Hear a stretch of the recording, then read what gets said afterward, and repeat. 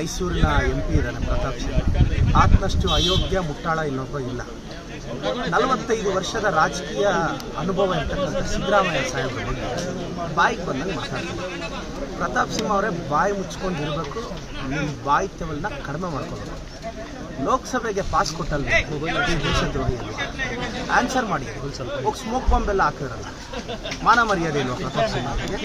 ಅದಕ್ಕೆ ಆನ್ಸರ್ ಮಾಡಿ. ನಾವು ಯಾರಾದರೂ ಕಾಂಗ್ರೆಸ್ MLA MP ಏನಾದರೂ ಪಾಸ್ ಕೊಟ್ಟಿದ್ರೆ ಇವತ್ತೇನು ಪಟ್ಟ ಕಟ್ತೀವಿ?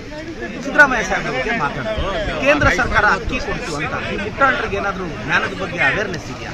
ಫುಡ್ ಸೆಕ್ಯೂರಿಟಿ ಆ್ಯಕ್ಟು ನಮ್ಮ ಮನಮೋಹನ್ ಸಿಂಗ್ ಸಾಹೇಬ್ರಿದ್ದಾಗ ನಮ್ಮ ಸೋನಿಯಾ ಗಾಂಧೀಜಿ, ರಾಹುಲ್ ಗಾಂಧೀಜಿಯವರ ಸೇರಿ ಫುಡ್ ಸೆಕ್ಯೂರಿಟಿ ಆ್ಯಕ್ಟ್ ತಂದು 75% ರೂರಲ್ಗೆ 50% ಕೊಟ್ಟು ಅಕ್ಕಿ ಕೊಡೋ ಯೋಜನೆನ, ಅಂದರೆ 2/3 ಪಾಪ್ಯುಲೇಷನ್ಗೆ ಇವತ್ತು ಕವರ್ ಆಗ್ತಿದೆ. ಅಕ್ಕಿ ಕೊಡ್ತಿರೋದು ನಾವು. ಸಿದ್ದರಾಮಯ್ಯ ಸಾಹೇಬ್ರ ಬಗ್ಗೆ ಕೇವಲವಾಗೆಲ್ಲ ಮಾತಾಡಿದ್ರೆ ಈ 25 ಜನ ಏನು MP ಇವ್ರಿಗೆ ಮಾನ ಮರ್ಯಾದೆ. ಇವತ್ತು ನಾವು 4 ಲಕ್ಷ ಕೋಟಿ ರೆವಿನ್ಯೂ ಕೊಟ್ಟರೆ ಅದರಲ್ಲಿ ನಮಗೆ ಸರಿಸುಮಾರು 50,000 ಕೋಟಿ ಕೊಡೋಕ್ಕೂ ಇವ್ರು ಒದ್ದಾಡ್ತಿದ್ದಾರೆ. ಇದ್ರ ಬಗ್ಗೆ ಇವರು BJP ಸಂಸದರು ಯಾವತ್ತಾದ್ರೂ ಬಾಯಿ ಬಿಚ್ಚಿದ್ದಾರೆ? ಮನೆ ನಾವು ಅಕ್ಕಿ ಕೊಡಿ ಅಂತ ಕೇಂದ್ರಕ್ಕೆ ದುಡ್ಡು ಕೊಡ್ತೀವಿ ಅಂದ್ರು ಅದಕ್ಕೆ ಬಾಯಿ ಬಿಚ್ಚಲಿಲ್ಲ. ಇವಾಗ ಚುನಾವಣೆ ಬಂದರೆ ಬಾಯಿ ಹೊಡ್ಕೊತಾ ಇದ್ದಾರೆ. ಪ್ರತಾಪ್ ಸಿಂಹ ಬಾಯಿ ಮುಚ್ಕೊಂಡು ಇರಬೇಕು.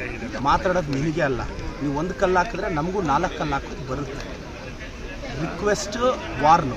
ನಮ್ಮ ಸಿದ್ದರಾಮಯ್ಯ ಸಾಹೇಬ್ರ ಬಗ್ಗೆ ಮತ್ತೆ ಮಾತಾಡಿದ್ರೆ ಎಂಟೈರ್ ಕಾಂಗ್ರೆಸ್ ಅಖಾಡ ಬಂದು ಮೈಸೂರಲ್ಲಿ ಹಿಡಿಬೇಕಾಗುತ್ತೆ. ಈ ಸಲ ನೀವು ಸೋಲ್ತೀರ ಬಿಡಿ.